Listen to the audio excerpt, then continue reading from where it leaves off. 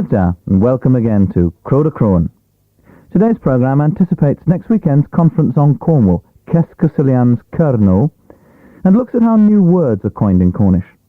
When the language was last widely spoken, there weren't such things as bicycles, refrigerators, helicopters. So how can modern Cornish cope with new concepts?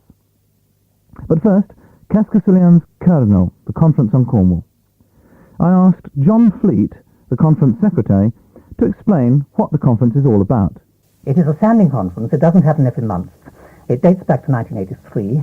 It takes place twice in every year, in May and November, at the Pondsmere Hotel, Downporth. And you've had some quite important political figures taking part in these conferences, haven't you? We have. You mentioned political figures. David Penhaligon used to come when he was alive. David Harris has been there. Christopher Beasley has been there. We were very pleased to welcome Matthew Taylor at the next conference. What exactly is going to happen at next weekend's conference? First of all, the conference will stretch over 2 days, the Saturday and the Sunday of the weekend. And on the Saturday, there are two main themes, one in the morning and one in the afternoon. In the morning, we shall be looking at Cornwall's relationship with Europe. And in the afternoon, there's going to be a debate on Cornwall's constitutional status, including the structure plan and also the situation in southeast Cornwall. On the Sunday, the day is divided into two main parts. The Sunday morning is devoted to, or will be devoted to, reports from the conference working groups. Yes, if I can just interrupt you a second. These working groups have been established by previous conferences to undertake specific tasks. Yes, indeed. Now, I've been involved in one of those because I am now the chairman of SCURSL, which is the Film and Television Committee. Yeah. What other working groups and committees have been set up? In all, there have been about 11 or 12. There's been one on education, there's been one on devolution, there's a media relations group, there's a Cornwall legal systems group. The Cornish Office of Information, which perhaps was bred out of the conference, reports back. The Cornish Musicians Guild, which also stemmed from the conference, reports back. And there's a Cornish Postal Services liaison group and a Cornish Railways liaison group. And perhaps importantly at the moment, we have a new group, COBA, which is the Cornish Bureau for European Relations, which again has stemmed from the conference and will report to it. So there will be those reports in the morning, and what in the afternoon? In the afternoon there will be a major debate on the status of the Cornish language looking forward to the 21st century. So that would be of particular interest to Cornish speakers and anybody interested in the language movement? Indeed, I would say of very great interest. And I hope they'll come along in large numbers. Specifically on that point then, how much does it actually cost to attend the conference? For the weekend, the cost is £2.50, that's the registration fee.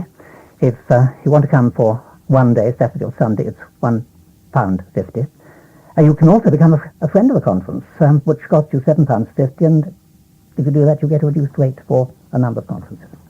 Fine, and the conference actually takes place next weekend? It does indeed, at the Pondsmere Hotel, Downporth. And may I say, and this is most important, everybody is welcome. It is not a closed conference. 10 o'clock on Saturday morning, you'll all be welcome. Okay. Thank you, John Fleet. Moraz, please. Yes, we. John Fleet, the Secretary of Kernewek, the conference on Cornwall, which takes place at the Pondsmere Hotel, Downporth, next Saturday and Sunday. Now, Cornish is a revived language. It was last spoken widely in the Middle Ages and gradually declined from the east to the west through until about the year 1800. So that when it was widely spoken, such things as freezers and helicopters and cars hadn't yet come on the scene. So how is modern Cornish able to find words for such new concepts? I asked Ken George, who is the chair of the Vocabulary Committee of the Cornish Language Board.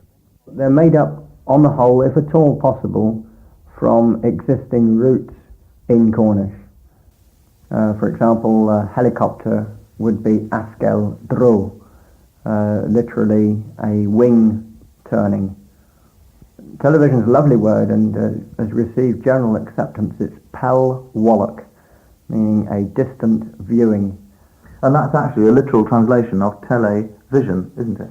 Yeah, the trouble with television in English, although everybody says it, of course, it's a mixture of Greek and Latin roots, whereas in Cornish we've tended all the time to go back to the Celtic where at all possible. So we're flying in the face of internationalism there. So that we don't necessarily do perhaps like the Welsh do. I mean, they have things like saucepan bath. Is that a borrowed word or what? Well, I'm sure saucepan is a borrowed word, yes, direct from English. Yeah. What about other sort of everyday words like fridge and all the other electrical apparatus, fridge and plug and so on? Fridge is yener, from the word yen, meaning cold, a cold thing, a cold place, cold box.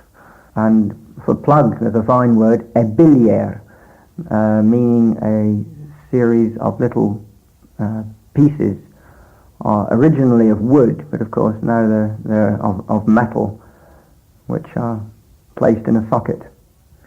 So the language is capable, you think, of expressing any modern concept?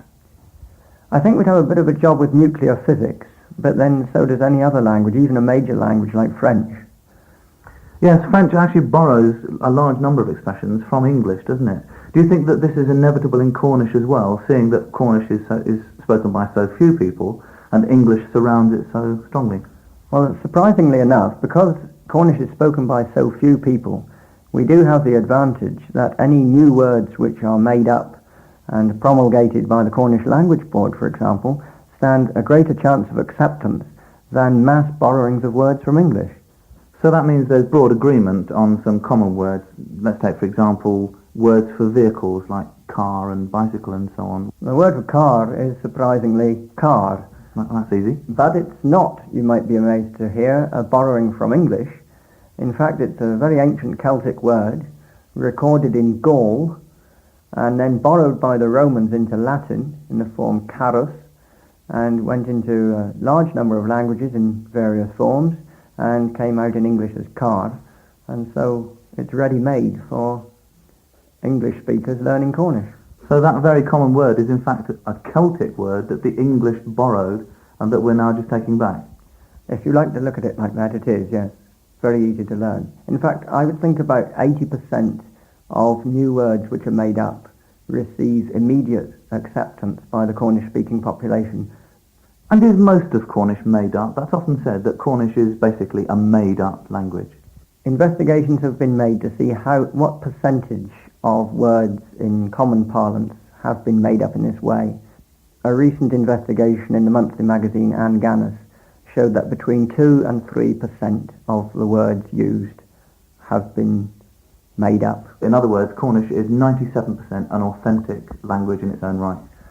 Yes, those people who criticise Cornish on the grounds that it's largely made up are ridiculously exaggerating, because the proportion of newly made up words is very small. And in any case, as I remarked before, you have to make up words in English, and they don't object to that. So why should they object to the process in Cornish? Well, yma tis yw erbyn ag yn ieith dylwodd yn ienta, mes tam ha tam, little by little, a thegyn o moors in rag. Cornish is continuing to develop. A theme which Wella Brown was discussing recently on Grampian television, all the way up in Scotland.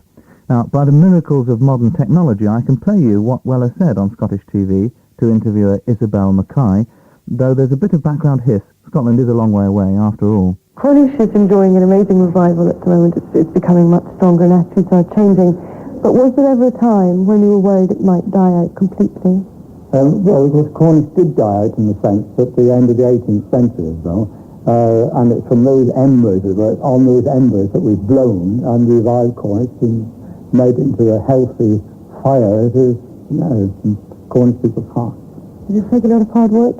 But it has done, and hard work not by one individual, but by a number of individuals working in different fields and different levels. Yeah. Have you found that in recent years the attitudes of radio and television companies have changed to the language? Well, I'm glad that they have. It would be true to say that at one point the attitude of what I call the public media was one of either disbelief or mild fun-poking. But that has changed, and they have a more supportive role now. Very pleased to see that change. And why do you think then people in Cornwall are now keen to speak their own language? Well, the Henan goes to bear and goes to simple. To that, the answer is short and simple. It was one that was given by Henry Jenner at the beginning of the century when the revival began. And he said, Cornish people learn Cornish, they speak Cornish because they are Cornish. And there's not a lot of arguing with that, is there? Well, hen yw ag yn termyn unwaith ata, di gennych wy all, ham nyr as, di gennych wy, goodbye.